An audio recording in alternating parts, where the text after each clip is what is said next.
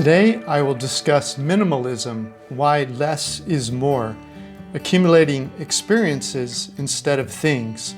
This is Dan of Vagabond Awake. I was lucky enough to fail at business the first time when I was 21 years old.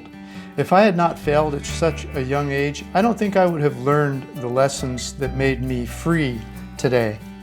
Failure has allowed me to visit 65 countries and live all over the world without fear of running out of money. But I'm not rich, I'm just smart with money, or cheap. I will show you pictures of my travels as I explain. You see, when I was 20 years old, I owned a Porsche Targa, my own home, and a 25% stake in a real estate partnership that owned 28 homes in what is now called Silicon Valley, California. Today those homes are worth about $2 million each. My share would be worth about $15 million today. But I lost everything when the real estate market crashed in 1981. I lost everything I owned except the clothes on my back. The car was repossessed. I even lost my personal residence. A few months later, I moved to Virginia on the East Coast to pursue a new business opportunity. But that didn't go well either. The economy didn't do too well for a few years. But for some unknown reasons, I was happier in the middle of my financial crash than I was during the height of my previous success. I didn't understand why I was happy. At about the same time that it became apparent that the new business was failing also, I noticed I was happy. I thought maybe I was happy because I had nothing else to lose. That was certainly part of it. There was literally no weight on my shoulders anymore.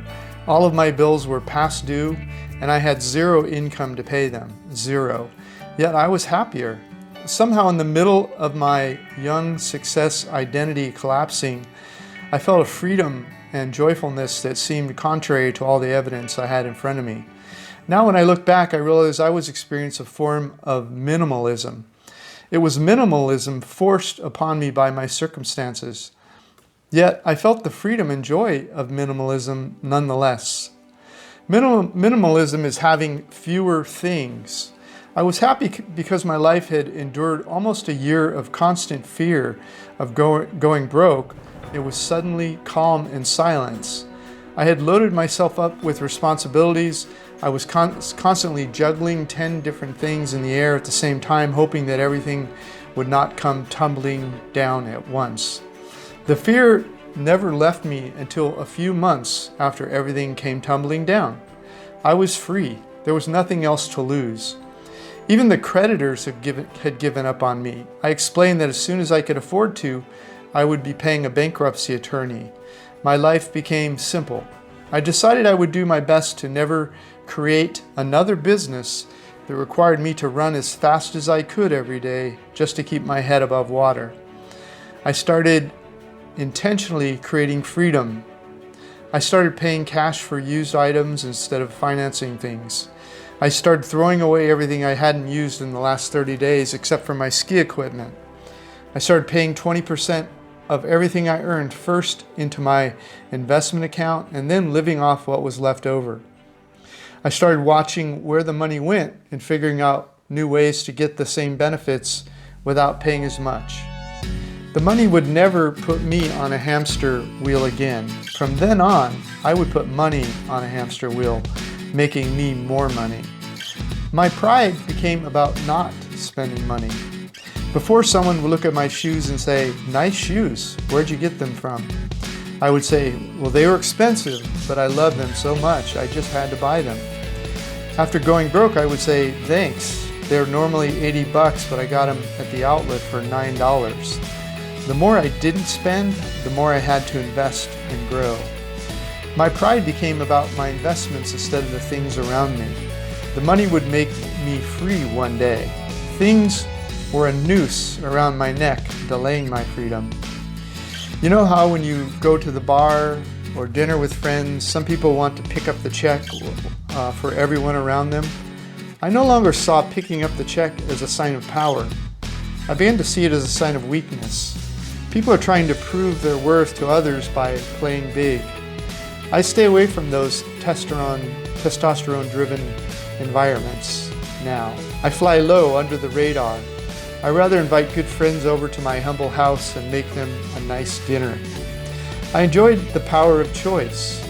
I noticed that by monitoring and spending less, I was getting more free time. Since I no longer had a car payment or credit card payments or large mortgage payments, I had more money to invest in early retirement and travel. I had choices that nobody else had. By giving up on things that I didn't need or want and focusing on how I was giving myself more choices later, I became convinced I was on the right path. Before I left the USA in 2007, I was even able to go on many trips that international trips that very few people were able to do because they were living on the edge of their income. The choices growing every year for me by practicing minimalism was empowering me. I began to trust myself more. When I was trying to keep up with the Joneses, it didn't really feel like me. But after driving clean old cars for a few decades while watching my investments grow, it made me realize that I was one of the smartest people I knew. I didn't even make more money than them. I'm not sure I would have learned that I had not gone broke. I'm not sure I would have learned it had I not gone broke in my early 20s. I would no longer judge myself by the external views of others. It was my internal view of life that had led me down a path that felt right for me. But anyone can do this. There's nothing special about me. Anybody that wants can do what I have done. The one book that helped me with the money part of this is called The Richest Man from Babylon by 𝐁𝐿. You can find it on Amazon. If you just follow what the book teaches about money and you add the concept of minimalism to your way of thinking, you'll be living a life of freedom like me someday. I learned about the book from a school teacher that retired at age 50. Can you imagine? How could a school teacher earn enough to retire early, right? I bought and read the book and it set me free. The book and my mindset about minimalism after growing broke has set me free.